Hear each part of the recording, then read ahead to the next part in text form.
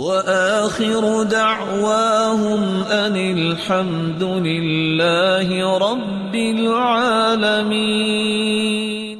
رسول اللہ صلی اللہ علیہ وسلم کے بارے میں سیدہ عائشہ رضی اللہ عنہا روایت کرتی ہے، صحیح بخاری اور مسلم کی روایت ہے، ما كان رسول اللہ صلی اللہ علیہ وسلم يزيد في رمضان ولا في غيره على 11 ركعة۔ اللہ کے رسول صلی اللہ علیہ وسلم رمضان المبارک میں اور غیر رمضان میں 11 رکعتوں سے زیادہ نہ پڑھا کرتے تھے۔ رسول اللہ صلی اللہ علیہ وآلہ وسلم اس بات کا اہتمام تو سارا سال ہی کرتے۔ یہ کتنی خوش نصیبی ہے کہ انسان کو اللہ نے یہ مبارک مہینہ دیا ہو اور وہ تراویح کا اہتمام نہ کرے۔ وہ تہجد جو سحری کے وقت آپ نے پڑھنی، آپ عشاء کے بعد تراویح پڑھتے ہیں، رات کا قیام ہو گیا، یہ تراویح بھی ہو گئی اور اسی کو ہی قیام کہتے ہیں۔ رب کے سامنے آپ کھڑے ہو گئے اور آپ صلی اللہ علیہ وسلم کا طریقہ مبارک تھا، کان یقوم فی اول اللیل وفی آخرہ وفی اوسطہ۔ اللہ کے رسول سحری کے وقت بھی قیام کرتے، رات کے شروع میں بھی قیام کرتے، رات کے درمیان میں بھی قیام کرتے۔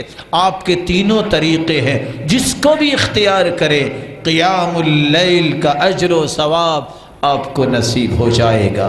اور اللہ کے دین کی خوبصورتی دیکھیے، آپ اگر سحری کے وقت تہجد پڑھتے ہیں آپ کو پھر بھی تہجد کا ثواب ملتا ہے۔ آپ اگر تہجد کے لیے نہیں اٹھ سکتے، آپ عشاء کے بعد 8 رکعتیں کھڑے ہو کے پڑھیے، پھر 3 وتر پڑھ لیجئے، قیام اللیل کا اجر آپ کو پھر بھی مل جائے گا۔ تیسرا طریقہ، رسول اللہ صلی اللہ علیہ وسلم نے فرمایا، آپ عشاء کی نماز اور فجر کی نماز باجماعت پڑھتے ہیں۔ من صلی الفجر والعشاء فی الجماعہ کان کقیام اللیل، جو عشاء کی نماز باجماعت پڑھتا ہے، پھر وضو کر کے ذکر و اذکار کر کے سو جاتا ہے، نیت کر کے سوتا ہے اور صبح تک بیدار نہیں ہوا، پھر فجر کی نماز باجماعت پڑھی ہے، فجر اور عشاء کی نماز باجماعت پڑھنے والے کو بھی قیام اللیل کا اجر مل جاتا ہے۔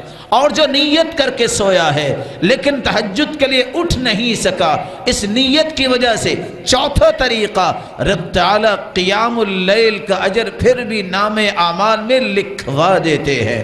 پانچواں طریقہ، من نام عن حزبہ او شیء من ذلک، جو رات کو 1 پارہ پڑھتا ہے، حزب مقرر ہے، یا آدھا پارہ یا 2، جتنی اس کی عادت ہے، رات کو بیدار نہیں ہو سکا، صبح کی اذان ہو گئی، پھر سورج طلوع ہوتا ہے، وہ اس وقت سے لے کے ظہر تک 12 رکعتیں پڑھ لیتا ہے، رب تعالیٰ اسے تہجد کا ہی ثواب نصیب فرمائیں گے۔ چھٹا طریقہ، اوتروا یا اہل القرآن، علماء یہ کہتے ہیں جو بالکل ہی کچھ نہیں پڑھ سکا، وتر کم از کم ضرور پڑھ کے سوئے، رب تعالیٰ قیامت کے دن اسے تہجد گزاروں کی صف میں کھڑا فرمائیں گے۔